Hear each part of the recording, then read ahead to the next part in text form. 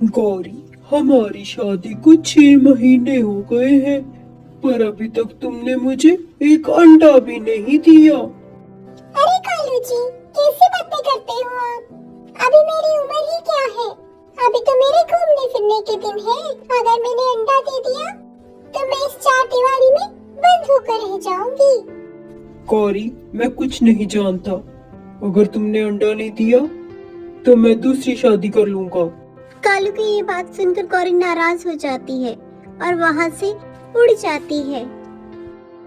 अपनी सहेली से मिलने वो उसके घर आती है। अरे गौरी, आओ आओ, कैसी हो तुम?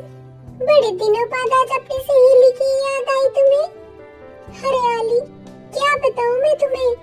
पिछले कुछ दिनों से कालू तो मेरे पीछे ही पड़ गया है। कहता है अंडा दो नहीं तो घर छोड़ो। अब तुम तो जानती हो हरियाली, अभी मेरी उम्र ही क्या है? क्या तुम मेरी मदद कर सकते हो? अरे सहेली, बस इतनी सी बात। तुम ऐसा करो, इंसानों की बस्ती में चली जाओ, वहाँ से मुर्गी का अंडा ले आना और कालू को बताना कि ये अंडा तुमने दिया है। कुछ दिन कालू से खूब अपनी सेवा करवाना और कुछ दिन बीतने के बाद अंडे को तोड़ देना। इस तरह तुम माँ भी बन जाओगी और कालू को पता भी नहीं लगेगा। हाँ हरियाली, तुम सही कह रही हो। ये आइडिया मेरे दिमाग में क्यों नहीं आया? मैं ऐसा ही करूँगी। हरियाली की बात मानकर गौरी इंसानों की बस्ती में चली जाती है और एक मुर्गी को अंडा देते देख और झट से अंडा लेकर उड़ जाती है। घर पर आकर वो कालू का इंतजार करने लगती है। तभी कालू शाम को लौट कर आता है।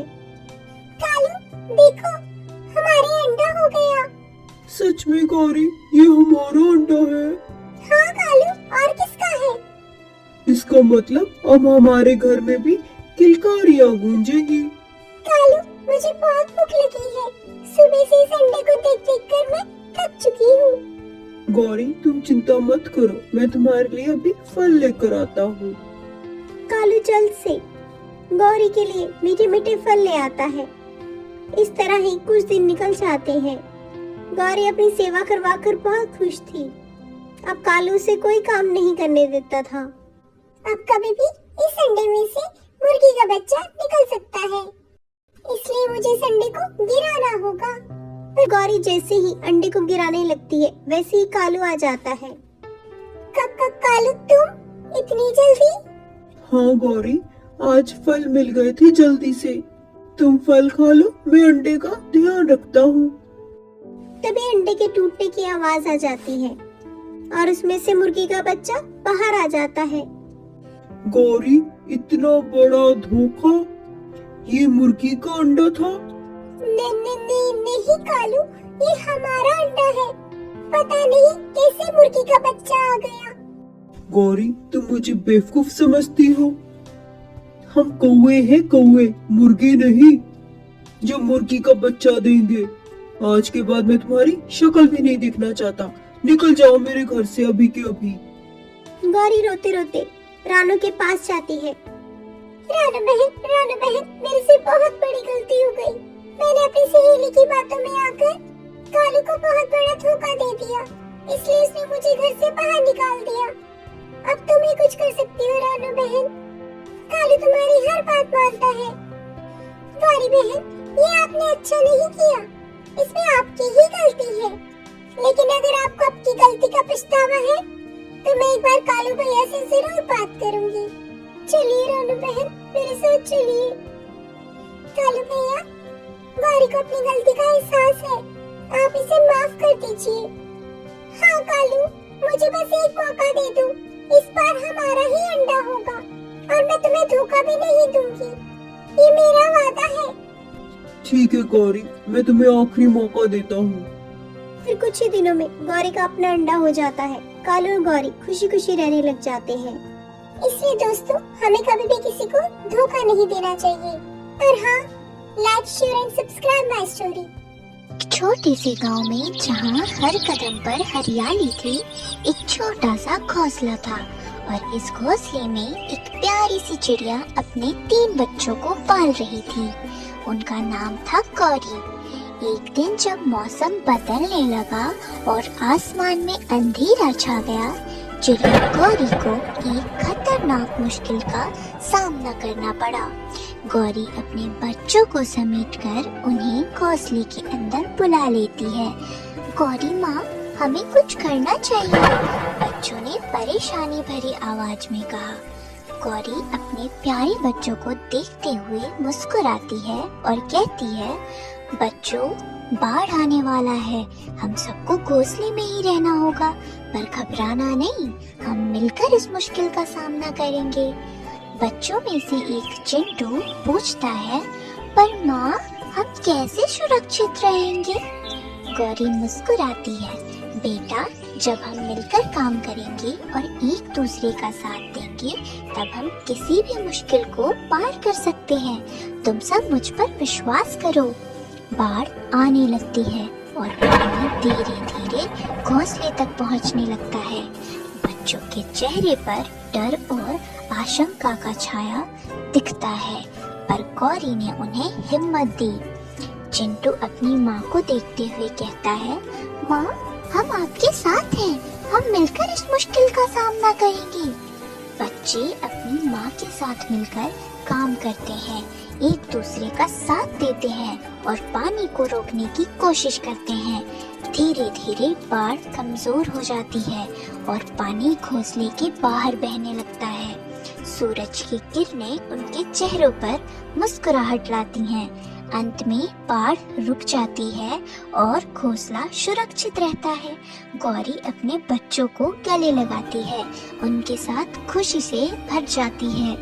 इस कहानी से हमें ये शिक्षा मिलती है कि जब हम एक दूसरे का साथ देते हैं और मिलकर काम करते हैं, तो हम किसी भी मुश्किल को पार कर सकते हैं। कभी कभी सिर्फ एकजुट होना ही काफी होता है मुश्किलों का सामना करने के लिए। नारियल पानी ले लो, ताजे ताजे नारियल। अरे रानी चिड़िया, तुम क्यों अपना समय बर्बाद कर रही हो नारियल पानी बेचकर? इससे अच्छा तो तुम सादा पानी ही बेच लो, कोई नहीं पिएगा तुम्हारा नारियल पानी। गौरी बहन, तुम अपनी चिंता करो, मैं नारियल पानी में ही खुश हूँ। तुम बेचो अपने गोले, और मुझे यकीन है आज नहीं तो कल मेरा नारियल पानी बिकेगा ही बिकेगा। ठीक है रानू, देखते नारियल पानी, ताजा ताजा नारियल पानी। रानू रोज ऐसे ही अपना नारियल पानी बेचने की कोशिश करती, पर कोई पक्षी उसके पास न आता। हर किसी को गौरी का गोला ही पसंद आता। रानू बहन, आ जाओ मेरे साथ, मिलकर गोला बेचेंगे हम। गौरी बहन, मैंने आपसे कितनी बार कहा, मैं अपने नारियल पानी में ही खुश हूँ। ठीक है बहन, जैसी तुम्हारी मर्जी। सुबह से दोपहर हो गई, पर रानू का नारियल लेने कोई नहीं आया। गौरी ये देखकर बहुत खुश थी। वही रानू थक हार कर घर को लौट आती है। मुझे बहुत भूख लगी है। माँ, आप मेरे लिए आम लेकर आई हैं? नहीं बेटा, आज भी बिक्री नहीं हुई। मुझे माफ कर दो, आज भी मैं आम ना ला पाई। रानू के बच्चे बहुत समझदार थे, वो अपनी माँ की हालत को समझते थे। कोई बात नहीं माँ, जब आपके पास पैसे हो तब आप आम ले आना, हमें कोई जल्दी नहीं। रानू जानती थी वो अपने बच्चों की ख्वाहिशों को पूरा नहीं कर पा रही, लेकिन वो भी मजबूर थी। पर उसे यकीन था एक ना एक दिन वो अपने बच्चों की हर ख्वाहिश को पूरा करेगी। हर रोज की तरह अगली सुबह भी रानू नारियल पानी लेकर निकल पड़ती है, लेकिन उस दिन एक कबूतर गौरी बहन, मुझे गोला दे दो खाने को, बहुत दिन हो गए मैंने कुछ खाया ही नहीं। चल भाग यहाँ से, पता नहीं सुबह सुबह कहाँ से आ जाते हैं भिखारी। ये कहकर गौरी उसे अपने से दूर कर देती है। तभी रानू भी अपना ठेला लेकर वहाँ आ जाती है। तभी उसकी नजर उस कबूतर पर जाती है। क्या हुआ कबूतर भाई, आप इतने परेशान क्यों हैं? क्या बताऊं चिड़िया बहन, मैं कई दिनों से भूखा हूँ। इस जंगल में इतने पक्षी हैं, पर मेरी कोई मदद करने को तैयार नहीं। कोई बात नहीं कबूतर भैया, आप मेरा खाना ले लीजिए। लेकिन बहन, ये तुम्हारी रोटी है। अरे नहीं नहीं कबूतर भैया, मैंने अभी घर से खाना खाया है पेट भरकर, आप ये रोटी ले सकते हैं।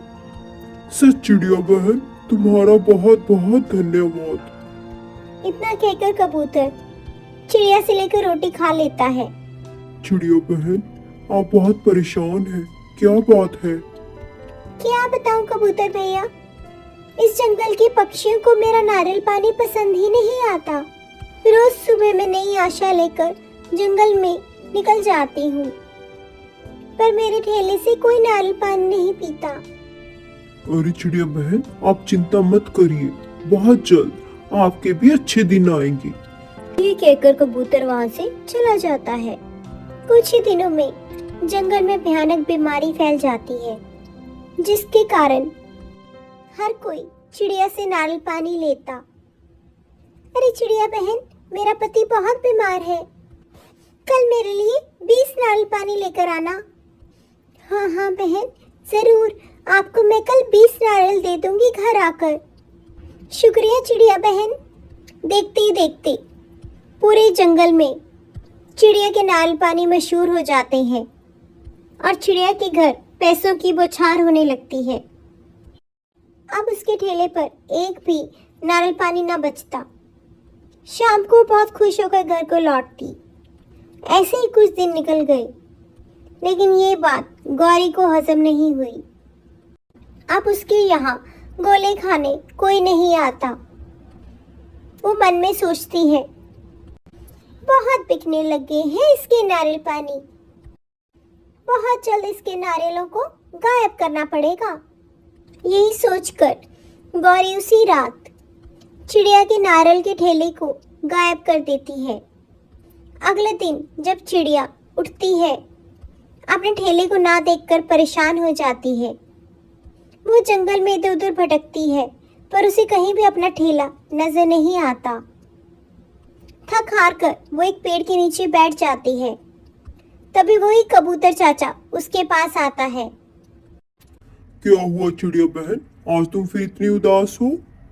क्या बताऊं कबूतर चाचा, मेरा नारियल का काम बहुत अच्छा चलने लगा था, पर पता नहीं किसकी नजर लग गई। मेरा ठेला मुझे मिल ही नहीं रहा। बस इतनी सी बात चिड़िया बहन, चलो मेरे साथ। इतना कहकर कबूतर उसे अपने घर ले जाता है और उसे एक छोटा सा नारियल का पेड़ देता है।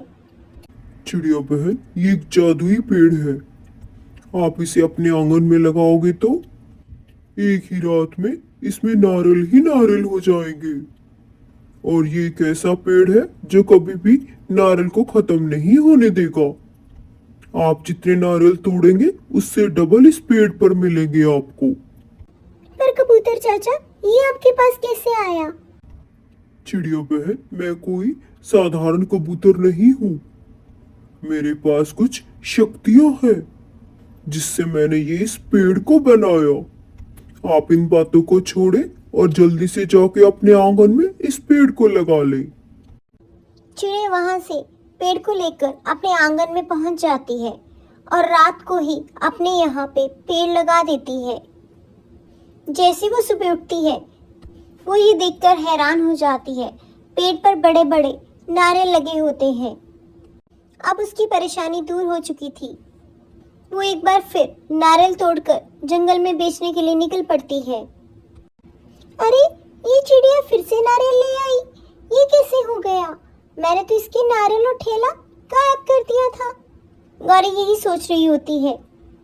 तभी रानू उससे कहती है, गौरी बहन, आप चाहे तो मेरे साथ आ जाएं, हम दोनों मिलकर नारियल को बेचा करेंगे, इससे आपके घर की हालत भी सुधर जाएगी।